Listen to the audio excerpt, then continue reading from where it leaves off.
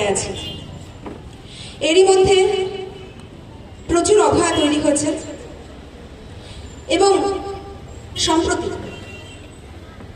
কয়েকটা দিনই হয়েছে আরো বড় বিপর্যয় নেমে এসছে পশ্চিমবঙ্গের বুকে। শিক্ষকদেরকে রাস্তায় এসে দাঁড়াতে হয়েছে।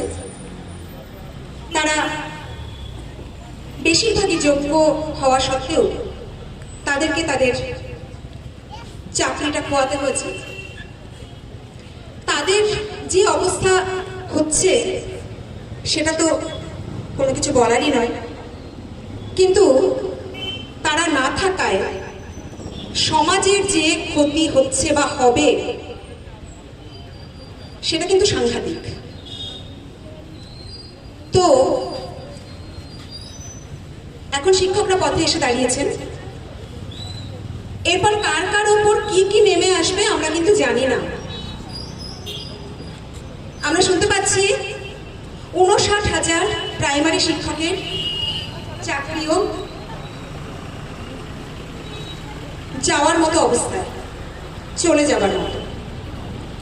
হয়তো থাকবে, হয়তো থাকবে না, জানি না। তারপরে কার কার ওপর কি কি খাড়া নেমে আসবে আমরা এখনো জানি না। অথচ সমাজের হাল দেখে মনে হয় সবাই যেন আমরা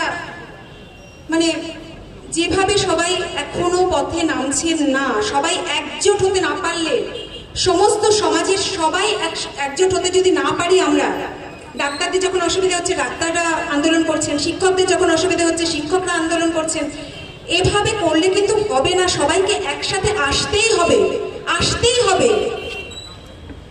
একটু আগে একজন বক্তব্য রেখে গেলেন যে কোনো পার্টি, যে কোনো দল ক্ষমতায় থাকুক, আমাদের সাধারণ মানুষের কিচ্ছু যায় আসে না।